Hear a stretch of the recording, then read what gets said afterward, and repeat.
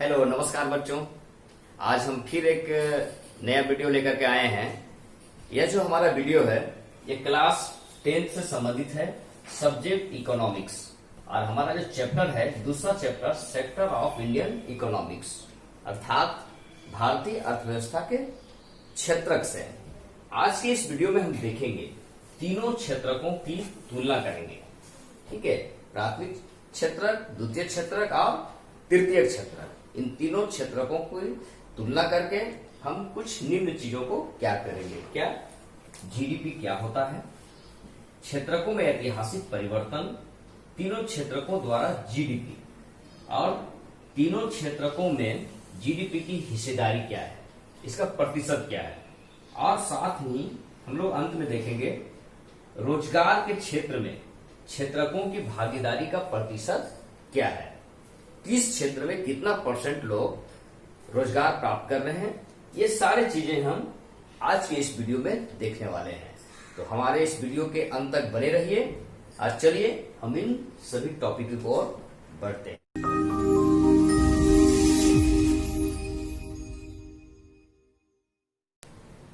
आइए सबसे पहले हम लोग देखते हैं कि जीडीपी क्या है। एक निर्धारित समय में किसी भी देश के भौगोलिक सीमा के अंदर सभी उत्पादित वस्तुओं के अंतिम मूल्य तथा सेवाओं के बाजार के अनुसार जो मौद्रिक मूल्य है उसी के कुल योग को क्या कहते हैं, जीडीपी कहते हैं, अर्थात सकल घरेलू उत्पाद कहा जाता है। अर्थात प्राथमिक क्षेत्र, द्वितीय क्षेत्र और तृतीय क्षेत्र में जो भी वस्तुओं का उत्पादन होता है उन सभी का हम बाजार मूल्य के अनुसार से उसको कैलकुलेट कर देते हैं, जोड़ देते हैं। कुल जो योग होता है उसी को जीडीपी कहा जाता है। इस चैप्टर के बारे में, जीडीपी के बारे में हमारा एक पिछला वीडियो आप देख लीजिएगा। इस वीडियो को आई बटन में उसका हम लिंक दे देंगे। ठीक है, वहां विस्तार से बताया गया है कि इसमें जीडीपी में अंतिम मूल्य की गणना हम कैसे करते हैं। चलिए आगे बढ़ते हैं। अब हम देखते हैं क्षेत्रकों में ऐतिहासिक परिवर्तन किस प्रकार से हुआ। अगर प्राचीन इतिहास पर हम नजर दौड़ाएं तो यह पता चलता है कि जो भी देश है प्रारंभिक अवस्था में सबसे शुरू में वह प्राथमिक क्षेत्रक की ओर ही उसकी जो क्रियाविधि है, आर्थिक क्रियाविधि वो रही है। उस समय उस देश की जो भी देश हैं उन देशों की प्रारंभिक अवस्था में मुख्य आधार कृषि हुआ करता है, कृषि क्रियाकलाप पर आधारित रहता है। इस वजह से प्राथमिक क्षेत्र सबसे प्रमुख रूप से प्रारंभिक अवस्था में महत्वपूर्ण होता है। जैसे जैसे उस देश की प्राथमिक उत्पादों में कृषि के अतिरिक्त कुछ अन्य क्रियाकलाप में मत्स्य, पशुपालन या खनन आदि, इन सब उत्पादों से जब उनकी आय, क्रय विक्रय की क्षमता जब बढ़ जाती है तब इस क्षेत्र से लोग हट करके किसी अन्य क्षेत्र की ओर बढ़ना शुरू करते हैं, जैसे परिवहन, शिक्षा की ओर, स्वास्थ्य की ओर, इन सब की ओर लोग बढ़ना शुरू करते हैं। ठीक है, तब ये क्या है, ये जो प्रारंभिक क्षेत्रक है उस पर निर्भरता लोगों की धीरे धीरे कम होने लगती है। किस ओर विक्षेपित हो जाता है, तो द्वितीय क्षेत्र की ओर, तृतीय क्षेत्र की ओर। जैसे जैसे उत्पादन की क्रिया बढ़ने लगती है, विनिर्माण के कार्य होने लगते हैं, कल कारखाने खुल जाते हैं, उद्योग धंधे लगने लगते हैं, तो जो हमारा प्राथमिक उत्पाद से भी जो हम कुछ ग्रहण करते हैं उनसे पुनः निर्माण के कार्य शुरू हो जाते हैं। और ये जो निर्माण के कार्य होते हैं वो द्वितीय क्षेत्र के अंतर्गत आता है। इस तरह से पहले प्राथमिक क्षेत्र, फिर उसका रिप्लेसमेंट, या एक तरह से कहें बहुत सारे लोग द्वितीय क्षेत्र की ओर अपनी क्रियाकलाप करने लगते हैं। साथ ही और धीरे धीरे समय के साथ लोगों की आय और बढ़ जाती है तो फिर कुछ सेवा क्षेत्र की ओर बढ़ने लगते हैं। वहाँ पर स्वास्थ्य की सेवा, शिक्षा, उसके अलावा परिवहन साधन या कुछ विलासिता से संबंधित जिंदगियां लोग बिताने लगते हैं। लोगों के घरों में कई मोटर गाड़ियां होने लगती है। तो इस प्रकार से हम देखते हैं कि क्षेत्रकों में समय के साथ परिवर्तन आता है। प्रारंभिक अवस्था में कोई भी देश, अभी भी अगर हम देखेंगे तो जो अविकसित देश हैं, पिछड़े हुए देश हैं, उनकी वो जो है वो प्राथमिक क्षेत्रक में अभी भी ज़्यादा लगे हुए हैं लोग। उसके बाद जैसे जैसे वे देश विकसित करेंगे वैसे वैसे उनकी जो सेक्टर है, क्षेत्रक है, वो बदलते जाएगी, द्वितीय क्षेत्रक या फिर तृतीय क्षेत्रक की ओर लोग बढ़ेंगे। और जो विकसित देश हैं वहाँ पर ज़्यादा आपका तृतीय क्षेत्रक में भागीदारी देखने को मिलेगा। ठीक है, अब हम लोग आगे चलते हैं नेक्स्ट टॉपिक की ओर। बच्चों, जैसा कि अभी आप लोगों ने देखा कि क्षेत्रकों में ऐतिहासिक परिवर्तन किस प्रकार से होता है, समय के साथ साथ ये प्राथमिक से द्वितीयक, द्वितीयक से तृतीयक क्षेत्रकों में बदलाव देखा जाता है। आइए हम अब एक इस डायग्राम के माध्यम से समझने का प्रयास करते हैं। ये जो डायग्राम है वो भारत में जीडीपी को दर्शा रहा है और इसमें देखेंगे हम लोग कि किस प्रकार से क्षेत्रकों में जीडीपी का जो परिवर्तन हुआ है उसे हम यहाँ पर देख सकते हैं। ठीक है, तो इस डायग्राम में हम लोग कुछ प्रश्नों का भी जानने का प्रयास करेंगे, जैसे कि 1973-74 में सबसे बड़ा क्षेत्र कौन सा था, 2013-14 में सबसे बड़ा क्षेत्र कौन सा था, उसके बाद 30 वर्षों में सबसे अधिक किस सेक्टर में, किस क्षेत्र में, किस क्षेत्र के जीडीपी में वृद्धि हुई है, 2013-14 में भारत का जीडीपी क्या है। तो चलिए शुरू करते हैं। इसे सबसे पहले मैं बता दूं कि ये जो डायग्राम है इसमें जो ये ब्लू कलर है वो प्राथमिक क्षेत्र को शो कर रहा है और जो रेड कलर है वो द्वितीय क्षेत्र को शो प्रदर्शित कर रहा है और ये जो ग्रीन कलर है, हरा कलर है, वो तृतीय क्षेत्र को शो कर रहा है। ठीक है, तो चलिए प्राथमिक क्षेत्र, रेड कलर द्वितीय क्षेत्र और ग्रीन कलर तृतीय क्षेत्र। 1973-74 में जहां भारत का जो जीडीपी था वो 7 लाख करोड़ था, वहीं 2013-14 में बढ़ करके कितना हो गया, 57 लाख करोड़। ठीक है, ये डायग्राम 55 लाख का है, 57 लाख करोड़ रुपये, लगभग 57 लाख करोड़ 2013-14 का हमारा जो भारत का है वो जीडीपी। अब देखते हैं कि इसमें से प्रत्येक क्षेत्रक में जो जीडीपी का है वो क्या परिवर्तन आया है।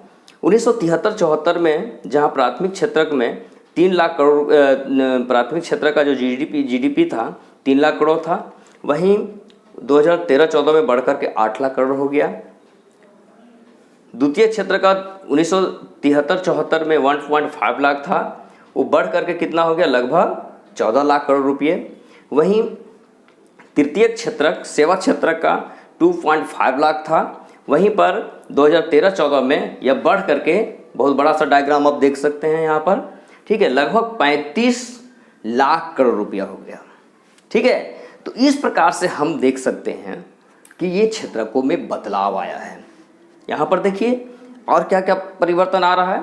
सबसे पहले देखिए 1973-74 में सबसे बड़ा सेक्टर कौन था, तो सबसे बड़ा जो जीडीपी का क्या है 3 लाख करोड़ रुपये, कौन था, तो प्राथमिक क्षेत्र। ठीक है, तो यहाँ पर क्या हम लिखेंगे, प्राथमिक क्षेत्रक, सबसे बड़ा क्षेत्रक 1973-74 में प्राथमिक क्षेत्रक। 2013-14 में सबसे बड़ा, 2013-14 में सबसे बड़ा कौन हो गया, तो ये सबसे बड़ा हो गया, कितना, 35 लाख करोड़ रुपये के साथ तृतीयक क्षेत्रक। तृतीयक क्षेत्रक। ठीक है, अब क्या है, 30 वर्षों में सबसे अधिक वृद्धि किस क्षेत्रक में देखा गया। देखिए सबसे अधिक बदलाव किस में देखा गया, प्राथमिक में 3 से हुआ 8 लाख करोड़, लगभग 5 लाख करोड़ रुपए का बदलाव। द्वितीयक सेक्टर में 1.5 लाख से 14 लाख, लगभग 12 से 13 लाख का बदलाव, जबकि तृतीयक सेक्टर में 2.5 से लगभग 35 लाख करोड़ रुपये जीडीपी हुआ। तो कितना बढ़ा इसमें, लगभग 32 से 33 लाख करोड़ रुपये। तो सबसे बड़ा बदलाव या सबसे अधिक जीडीपी किस में देखा गया है, सबसे अधिक बदलाव तो तृतीयक क्षेत्रक में। इसका भी आंसर क्या होगा, तृतीयक क्षेत्रक। 2013-14 में भारत का जीडीपी क्या है, 2013-14 में भारत का सभी सेक्टरों को मिलाकर के जो कुल उत्पादित मौद्रिक मूल्य होता है उसे जीडीपी कहते हैं। तो कितना है, 57 लाख, 57 लाख करोड़ रुपये। ये 2013-14 का भारत का जीडीपी है। अब एक चीज़ यहाँ पर आप देख सकते हैं कि इसमें से सबसे बड़ा सेक्टर धीरे धीरे क्या परिवर्तन आ रहा है, प्राथमिक सेक्टर। प्राथमिक सेक्टर से भारत में सबसे अधिक तीव्र गति से जो अब वर्तमान समय में जो वृद्धि देखा जा रहा है वह है तृतीयक सेक्टर का। ठीक है, इसका मतलब है प्रारंभिक अवस्था में कृषि पर लोग आज से ज़्यादा थे, धीरे धीरे उत्पादन कार्य शुरू हुआ, कल कारखाने लगे, उसके बाद धीरे धीरे आय क्रय विक्रय की क्षमता बढ़ गई। अब लोग ज़्यादा सेवा क्षेत्र की ओर बढ़ रहे हैं।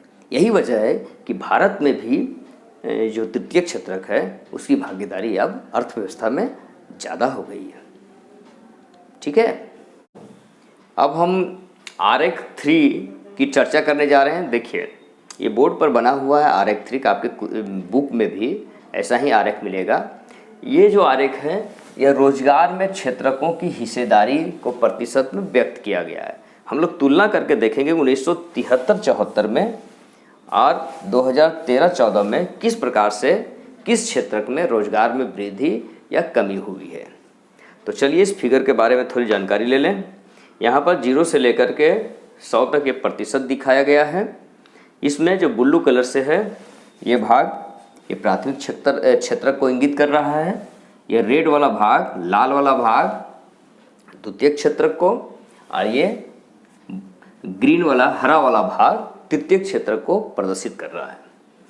तो चलिए इस आरेख के बाद हम लोग यहाँ पर कुछ प्रश्नों को भी देखेंगे। ठीक है, तो देखिए सबसे पहले 1973-74 में जो सबसे अधिक जो रोजगार उपलब्ध करा रहा था वो कौन क्षेत्रक था? तो प्राथमिक क्षेत्रक था। कितना? 74% लोग इसमें कार्यरत थे।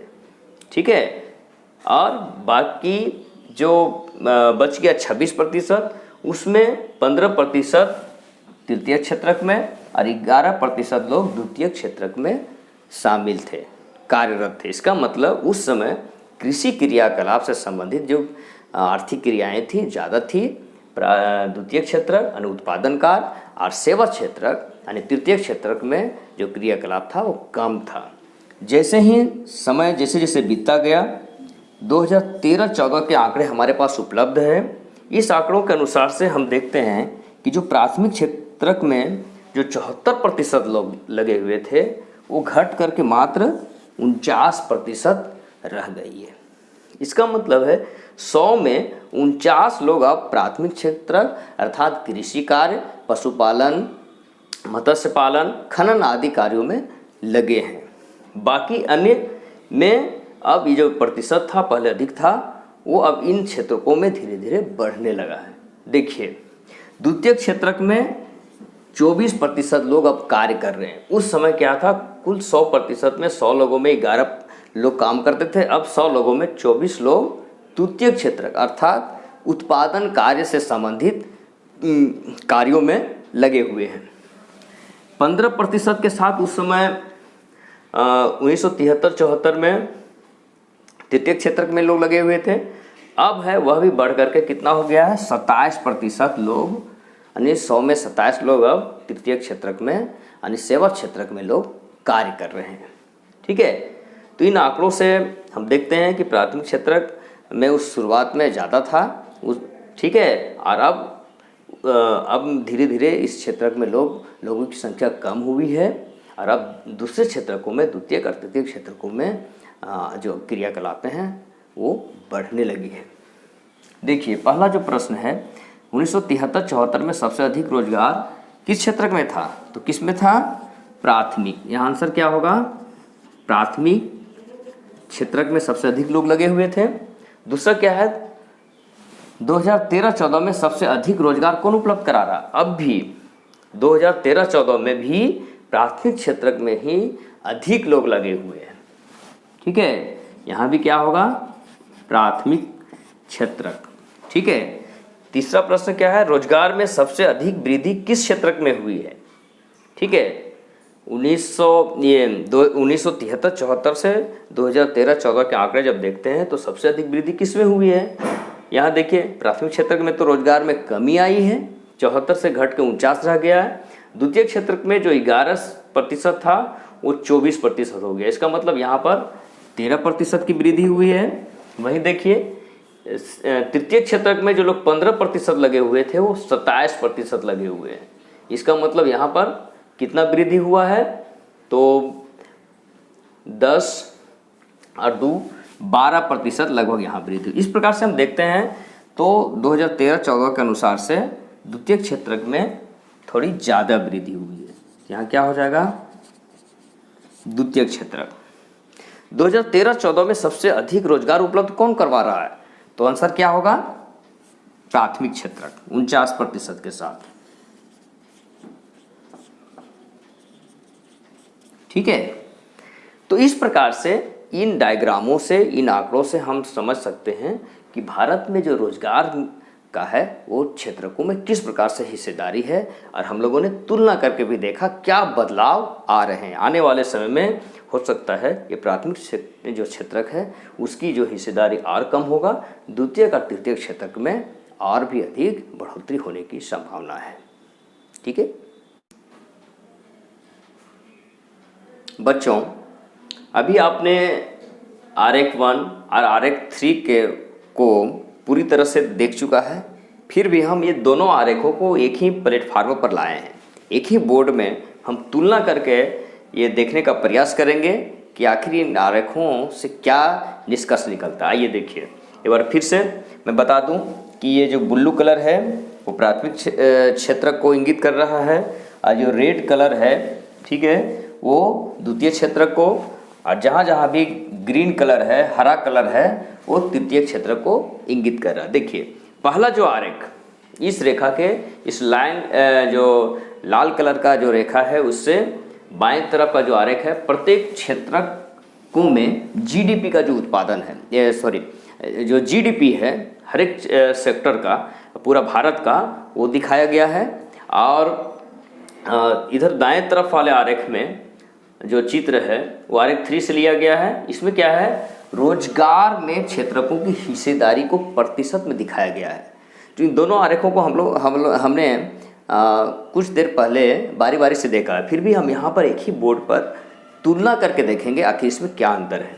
देखिए इसमें क्या है, ये लाख रुपये जीडीपी का जो है भारत में 1973 और 1974 और 2013 से 2014 के आंकड़े को तुलना करके दिखाया गया है। यहाँ भी वही है, रोजगार के क्षेत्रकों में हिस्सेदारी 1973-74 में किस प्रकार था और 2013-14 में किस प्रकार का है, ये दिखाया गया है। इन दोनों आरेखों को हमने पीछे थोड़ी देर पहले देखा है विस्तारपूर्वक। आइए देखते हैं कि ये 2013-14 में हमारा जो प्रत्येक क्षेत्र में जो जीडीपी था और 2013-14 में रोजगार के क्षेत्रकों में किस प्रकार से हिस्सेदारी है। ठीक है, प्राथमिक क्षेत्र में जो जीडीपी है वो 8 लाख करोड़ रुपये लगभग है, और इसमें कितना लोग लगे हुए हैं, तो 49% लोग। द्वितीय क्षेत्र की जो जीडीपी है वो 14 लाख करोड़ रुपये है, और कितना लोग लगे हुए हैं, ये 24% लोग लगे हुए हैं। तृतीय क्षेत्र की जो भागीदारी है जीडीपी में वो कितना है, 35 लाख करोड़ रुपये, और लोग कितना लगे हुए हैं, 27% लोग। 100 में 27 लोग इस क्षेत्र में कार्य कर रहे हैं। यहाँ पर सबसे बड़ी चीज़ें गौर करने वाली बात है इसी लाइन पर, 2013-14 की जीडीपी और 2013-14 की रोजगार में प्रतिशत पर। ठीक है, क्या गौर करने वाली है, यहाँ पर देखिए 8 लाख करोड़ रुपये, कितना प्रतिशत आएगा, बहुत ही कम आएगा। ठीक है, कुल मिलाकर के जो इसका प्रोडक्शन है, ये जीडीपी है 57 लाख करोड़ रुपये है कुल जीडीपी। 2013-14 का भारत का कुल जीडीपी क्या है, तीनों सेक्टरों को के जो मौद्रिक मूल्य को हो उसे हम जोड़ देते हैं, उसे जीडीपी कहते हैं। 8 लाख, 14 लाख और 35 लाख रुपये। ठीक है, तो इस हिसाब से अगर हम देखते हैं तो इसका जो 8 लाख करोड़ रुपये और यहाँ पर कितना है, 8 लाख, ये आधा से भी बहुत ही कम है। ठीक है, अगर इसके तुलना में अगर हम यहाँ पर देखें, ठीक है, तो इस तुलना में ये प्राथमिक सेक्टर में यहाँ पर अधिक लोग लगे हुए हैं, पर उत्पादन जो जीडीपी है वो बहुत ही कम हो रहा है। अब यहाँ पर देखिए 27% ही लोग लगे हुए हैं, और भारत में जो जीडीपी का योगदान है तृतीय क्षेत्र का वो आधा से ज़्यादा है, 35 लाख करोड़ रुपये। कुल जीडीपी कितना है? 57 लाख। और ये जीडीपी हमारा कितना तृतीय क्षेत्र का जो इंक्लूड हो रहा है, शामिल हो रहा है, वो कितना है? भागीदारी है 35 लाख करोड़ रुपये। ठीक है, तो उस हिसाब से यहाँ पर देखिए प्राथमिक क्षेत्रक में क्या हमें पता चलता है कि प्राथमिक क्षेत्रक में लोग ज़्यादा लगे हुए हैं, पर उत्पादन का जो कार्य है वो कम होता है। ठीक है, तृतीय क्षेत्रक में कम लोग लगे हुए हैं और ये उत्पादन कार्य क्या हो रहा है? बहुत अधिक हो रहा है। इसके तुलना में, किसके तुलना में? प्राथमिक क्षेत्रक के तुलना में और द्वितीयक क्षेत्रक के तुलना में। तो इन दोनों चित्रों से एक बात स्पष्ट होता है कि रोजगार में प्राथमिक क्षेत्रक में ज़्यादा लगे हुए हैं, पर उत्पादन का कार्य है यानी जीडीपी जो है वो प्राथमिक क्षेत्रक में बहुत ही कम होता है। ठीक है, जबकि तृतीय क्षेत्रक में कम लोग लगे हुए हैं, फिर भी वह आधा से अधिक जीडीपी का जो भागीदारी है वो तृतीय क्षेत्रक का है। ठीक है, तो इस प्रकार से आज का हमारा सत्र हम अभी यहीं पर समाप्त करते हैं। यदि वीडियो अच्छा लगा हो तो इसे लाइक कीजिए, दोस्तों में शेयर कीजिए, और हमारे साथ इसी प्रकार से इसी चैनल पर बने रहिए, ताकि आगे हम जो भी वीडियो प्रसारित करें उसे आप देख सकेंगे। और हमारे चैनल को सब्सक्राइब करें और दाएं तरफ की घंटी को दबाकर ऑल कर लें, ताकि जब भी हम अपने चैनल पर पोस्ट करें इसकी सूचना आपको सबसे पहले मिल सकेगी। धन्यवाद।